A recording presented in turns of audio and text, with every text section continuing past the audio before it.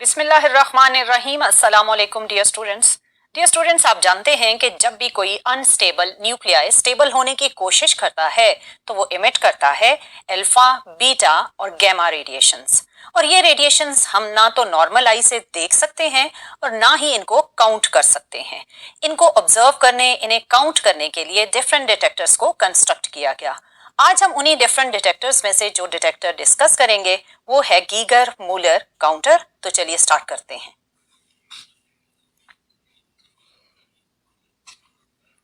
Dear students, जैसा कि मैंने आपको बताया कि हम radiation detector Geiger Muller counter को डिस्कस करेंगे। डियर स्टूडेंट, इसको कंस्ट्रक्ट किया था दो साइंटिस्ट ने जिनके नाम थे गीगर एंड मूलर। इन दोनों की कंबाइंड एफर्ट से जीएम काउंटर, जो कि एब्रीवेशन है गीगर मूलर काउंटर की, इसको कंस्ट्रक्ट किया गया। बेसिकली ये काउंटर एक गैस फिल्ड काउंटर है और जो पैरामीटर्स हम इसके डिटेल में डिस्कस करेंगे वो हैं principle of GM counter, its construction, its working and problem related with working. Dear student, ये टोटल 4 पैरामीटर्स हैं, लेकिन आज के लेक्चर में जो 2 पैरामीटर्स हमने डिस्कस करने हैं वो है principle and construction. Dear student, जैसा कि मैंने आपको बताया कि जीएम काउंटर एक गैस फिल्ड काउंटर है, सो इसका जो प्रिंसिपल है basically it is based on the ionising nature of the radioactive radiations. हमने previous lecture interaction of radioactive radiations with matter में ionising behaviour of alpha, beta and gamma को बड़ी detail में discuss किया था। आपने ये ऑब्जर्व किया था कि जब अल्फा, बीटा या गैमा रेडिएशंस किसी भी मटेरियल मीडियम में एंटर होती हैं तो ये प्रोड्यूस करती हैं आयोनाइजेशन। आपने देखा कि अल्फा, बीटा और गैमा ने आयोनाइजेशन प्रोड्यूस की और जो इंटेंस आयोनाइजेशन थी वो प्रोड्यूस की अल्फा ने, और अल्फा से कम आयोनाइजेशन प्रोड्यूस की बीटा ने, और बीटा से कम आयोनाइजेशन प्रोड्यूस की गैमा ने। यही वो डिफरेंस इन आयोनाइजेशन है जिसको as a basic principle use करता है GM counter. So GM counter में जब डिफरेंट रेडिएशंस एंटर होंगी तो वो प्रोड्यूस करेंगी आयोनाइजेशन, और इस आयोनाइजेशन की वजह से हम काउंट करेंगे अल्फा, बीटा और गैमा रेडिएशन के नंबर को। अब इस आयोनाइजेशन को प्रोड्यूस करने और इसको ऑब्जर्व करने के लिए जीएम काउंटर की कंस्ट्रक्शन में कौन से डिफरेंट फैक्टर्स इन्वॉल्व हैं उन्हें हम डिटेल में डिस्कस करते हैं। जैसा कि मैंने आपसे कहा कि ये एक जीएम ट्यूब है, तो इसकी बेसिकली जो ओवरऑल शक्ल है वो एक सिलिंड्रिकल ट्यूब की तरह है। इसकी जो आउटर सरफेस है उसको कहा जाता है कैथोड, और ये मेटल एल्यूमिनियम से कंस्ट्रक्ट की जाती है। और ये सिलिंड्रिकल कैथोड अगर आप इसके अंदर जाएं तो हॉलो ट्यूब के सेंटर में आपको नजर आएगा एक wire like anode. Dear student, ये wire like anode mostly tungsten का बना होता है। इस एनोड को आप कनेक्ट करेंगे with positive terminal of the battery, और ये आउटर कैथोड कनेक्टेड है with negative terminal of the battery. और जो बैटरी या पोटेंशियल सोर्स आप कनेक्ट करेंगे उसकी वैल्यू होती है 400 टू 450 वोल्ट्स तक। और ये वैल्यू तब होती है जब आप इस ट्यूब में जो गैस फिल करें वो गैस हो नियॉन। लेकिन अगर आपने नियॉन की जगह आर्गन गैस को यूज करना है तो फिर पोटेंशियल की वैल्यू अराउंड 1000 वोल्ट्स तक अटैच की जाती है। डियर स्टूडेंट, इस ट्यूब का एक एंड कंप्लीटली क्लोज्ड होता है जबकि दूसरा एंड हम खुद क्लोज करते हैं by using different types of windows. मैंने बोला डिफरेंट टाइप्स ऑफ विंडोज, आखिर हमें डिफरेंट टाइप्स ऑफ विंडोज की हेल्प क्यों लेना पड़ती है? उसकी रीजन है penetration power of alpha, beta and gamma radiations.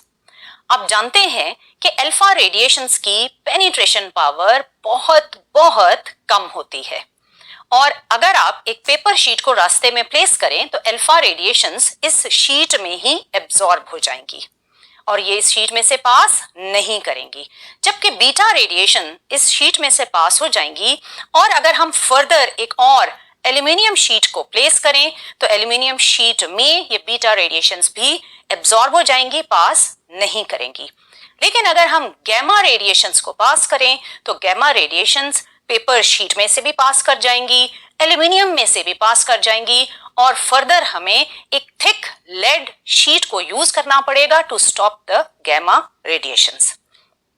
Dear student, आपने देखा कि अल्फा, बीटा और गैमा की पेनिट्रेशन पावर एक दूसरे से डिफरेंट है और यही difference in penetration power reason है कि हमें इस जीएम ट्यूब के एक एंड को तो कंप्लीटली क्लोज कर दिया, लेकिन दूसरे एंड को जब हम क्लोज करने लगते हैं तो हम यूज करते हैं थिन माइका विंडो। और ये thin mica window specially use की जाती है for entrance of alpha radiations, क्योंकि माइका वो मटेरियल है जिसमें से अल्फा रेडिएशंस पास कर सकती हैं।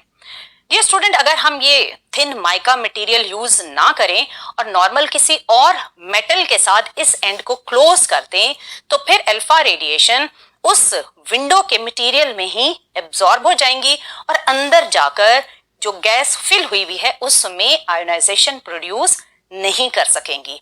जब ये एंटर नहीं होंगी और आयोनाइजेशन प्रोड्यूस नहीं करेंगी तो इनकी प्रेजेंस को डिटेक्ट करना पॉसिबल नहीं होगा। So dear student, alpha radiations को एंटर करवाने के लिए हम यूज करते हैं थिन माइका विंडो ताकि ये रेडिएशंस एंटर हो, आयोनाइजेशन प्रोड्यूस करें और हम इनकी प्रेजेंस को डिटेक्ट कर सकें। लेकिन अगर आप गैमा रेज यूज कर रहे हैं तो गैमा रेज की एंट्रेंस के लिए हमें किसी भी थिन माइका विंडो की हेल्प लेने की जरूरत नहीं है। हम इस एंड को किसी भी मेटल के साथ क्लोज कर सकते हैं क्योंकि गैमा रेज की पेनिट्रेशन पावर बहुत ज्यादा है। सो गैमा रेज कोई भी मेटल आप यूज करेंगे उसमें से पास हो जाएंगी और आयोनाइजेशन प्रोड्यूस कर सकेंगी। डियर स्टूडेंट, आपकी एक्सरसाइज में भी एक शॉर्ट क्वेश्चन है जो इसी विंडो से ही रिलेटेड है, जिसमें आपसे यही पूछा गया है कि why we use thin mica window for alpha particle and we need no window at all for gamma radiations.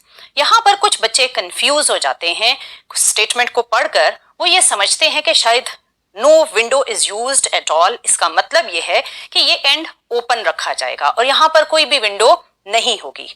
No dear student, इसका मतलब ये नहीं है कि ये एंड ओपन होगा, क्योंकि हमने इसमें गैस फिल करनी है तो गैस को फिल करने के बाद इस एंड को हमने क्लोज भी करना है, क्योंकि अगर हम इसे ओपन छोड़ देंगे तो फिर गैस जो आपने फिल की वो लीक हो जाएगी। So no window at all का मीनिंग ये है कि आपके पास कोई थिन माइका मटेरियल की रिक्वायरमेंट नहीं है for gamma radiations. Alpha radiations के लिए आप थिन माइका विंडो यूज करेंगे, बट गैमा रेज की एंट्रेंस के लिए आपको कोई स्पेसिफिक मेटल की विंडो यूज करने की जरूरत नहीं है। सो डियर स्टूडेंट, यहां तक तो था कि इसकी आउटर सरफेस है कैथोड, इसके अंदर जो हॉलो कैविटी है उसके सेंटर में है एनोड और इसकी एक विंडो जो आपने स्पेसिफिकली डिफरेंट रेडिएशंस के लिए चेंज की उसकी डिटेल भी मैंने आपको बताई। अब इस ट्यूब के अंदर डियर स्टूडेंट हम जनरेट करते हैं लो प्रेशर को, और वो लो प्रेशर कितना होता है? वो लो प्रेशर होता है 1/10 ऑफ द एटमॉस्फेरिक प्रेशर, जिसे आप 0.1 ऑफ एटमॉस्फेरिक प्रेशर भी कह सकते हैं। ये लो प्रेशर क्यों जनरेट किया जाता है? बेसिकली ये लो प्रेशर, इसमें जब आयोनाइजेशन प्रोड्यूस होती है तो इलेक्ट्रॉन को एक्सेलरेट करने और काइनेटिक एनर्जी गेन करने में हेल्प प्रोवाइड करता है। और इसके अंदर अगर आप गौर करें तो जो सेंट्रल वायर है वो है एनोड और जो आउटर कवरिंग है वो है कैथोड। सो इसका मतलब कि इसके सेंट्रल वायर पर होगा पॉजिटिव चार्ज और आउटर जो इसकी वॉल्स हैं वहां पर होगा नेगेटिव चार्ज।